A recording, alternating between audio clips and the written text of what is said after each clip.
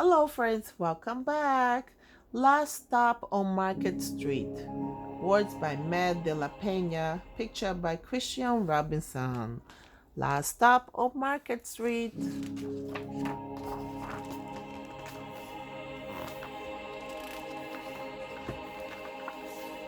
CJ pushed through the church doors, skipped down the steps. The outside air smelled like freedom, but it also smelled like rain, which freckled CJ's shirt and dripped down his nose. He ducked under his Nana umbrella, saying, "How come we gotta wait for the bus in all this wet?" "Trees got thirsty too," his Nana told him. "Don't you see that big one drinking through a straw?" CJ looked for a long time but never saw a straw. From the bus stop, he watched the water pool on flower petals, watched the rain pattern against the windshield of a nearby car. His friend Colby climbed in, gave CJ a wave, and drove off with his dad. "Nana, how come we don't got a car?" "Boy, what do we need a car for? We got a bus that breathes fire, and old Mr. Dennis, who always has a trick for you." The bus creaked to a stop in front of them. A sign and stage, and the door swung open. "What's that I see?" Mr. Dennis asked. He pulled a coin from behind CJ's ear, placed it in his palm. Nana laughed her deep laugh and pushed CJ along.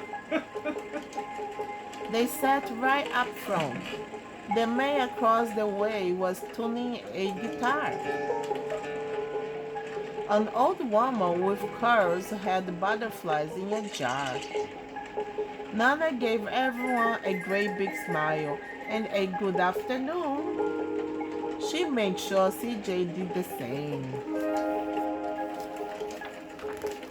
The bus lurched forward and stopped. Lurched forward and stopped. Nana hummed as she knit. "How come we always gotta go here after church?" CJ said. "Miguel and Colby never have to go nowhere." "I feel sorry for those boys," she told him. "They will never get a chance to meet Bobo or the sunglass man. And I hear Trixie got herself a brand new hat." CJ stared out the window, feeling sorry for himself. He watched cars zip by on either side, watched a group of boys hop curbs on bikes. A man climbed aboard with a spotted dog. CJ gave up his seat. "How come that man can't see?" "Boy, what do you know about seeing?" Nana told him. "Some people watch the world with their ears." "That's a fact. Their noses, too," the man said, sniffing at the air. "That's a mighty fine perfume you are wearing today, man." Nana squeezed the man's hand and laughed her deep laugh. Two old boys got on next. CJ watched as they moved on by and stood in back. "Sure wish I had one of those," he said. Nana sat down her knitting. "What for?" "You got the real life thing sitting across from you. Why don't you ask the man if he'll play you as a song?" CJ didn't have to. The guitar player was already plucking strings and beginning to sing. To feel the measure of music, the blind man whispered, "I like to close my eyes." Nana closed hers too. So did CJ and the spotted dog. And in the darkness, The rim lifted CJ out of the bus, out of the busy city.